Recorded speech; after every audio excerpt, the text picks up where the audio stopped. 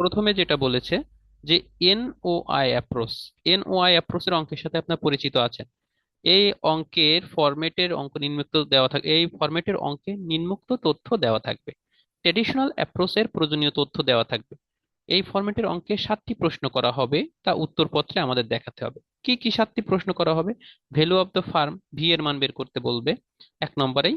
দ্বিতীয় নম্বরে বলবে, দেখুন ভ্যালু অফ দ্য ফার্ম, যদি কখনো অঙ্কের ভিতরে ভ্যালু অফ দ্য ফার্ম কথাটি উল্লেখ থাকে তাহলে আমরা বুঝবো সেটা ভি কে নির্দেশ করতেছে।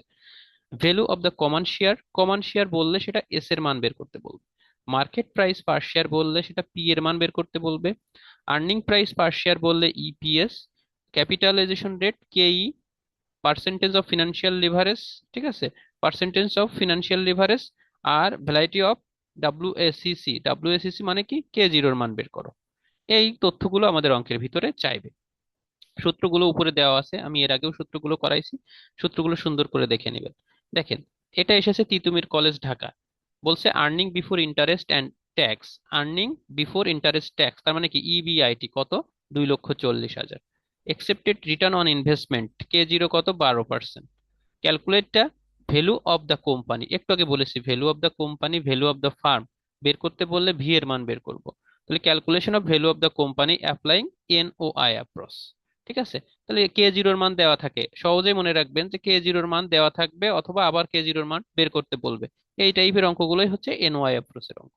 তাহলে দেখেন, উই নো দ্যাট ভি সমান সমান বের করার সূত্র কি, ইবিআইটি ভাগ কে জিরো, ইবিআইটি ভাগ কে জিরো। তাহলে value of the firm V বের করার সূত্র কি, ইবিআইটি ভাগ কে জিরো। দেখেন সূত্রগুলো যদি একটু দেখাতে বলেন আমাকে, তাহলে আমি আপনাদেরকে একটু দেখাই সূত্রগুলো, লক্ষ্য করেন। এই যে দেখেন শুরুতেই ভাগ ভাগ করে দেওয়া রয়েছে, এই যে দেখেন, net operating income N O I approach without tax. Value of the common stock S বের করার সূত্র V minus B. Value of the ডেপ্ট বি বের করার সূত্র টোটাল ইন্টারেস্ট ভাগ এডি। Value of the firm V বের করার সূত্র এস প্লাস বি। ঠিক আছে, আবার একটা সূত্র আছে ভি বের করার, ইবিআইটি ভাগ কে জিরো, যদি অঙ্কের ভিতরে কে জিরো এবং ইবিআইটি দেওয়া থাকে সেক্ষেত্রে এই সূত্রটা। এই যে দেখতে পাচ্ছেন তো, সবাই দেখতে পাচ্ছেন সূত্রগুলো? জি ভাইয়া। তারপরে যদি এনওআই দেওয়া থাকে, তাহলে নিট অপারেটিং ইনকাম দেওয়া থাকে, তখন এই সূত্রটা। যদি ইকুইটি ক্যাপিটালাইজেশন রেট দেওয়া থাকে, কে ই বের করার সূত্র হবে কি, এই সূত্রগুলো, এগুলো পড়ানোর কিচ্ছু নেই, জাস্ট আপনারা দেখে নেবেন। ঠিক আছে, এইগুলো মুখস্থ করে ফেলবেন, টোটাল মুখস্থ করে ফেলবেন। এবার আসেন অঙ্কে এসে যেখানে ছিলাম, তাহলে ভি বের করব, যেহেতু ইবিআইটিও দেওয়া আছে, টোটাল ইন্টারেস্ট ট্যাক্স কত দেওয়া আছে, 2,40,000, কে জিরো দেওয়া আছে 12%। 12%কে সংক্ষেপে কত হয়, 0.12, এটা তো সবাই বোঝেন, 100 দ্বারা ভাগ করেন 0.12 আসে।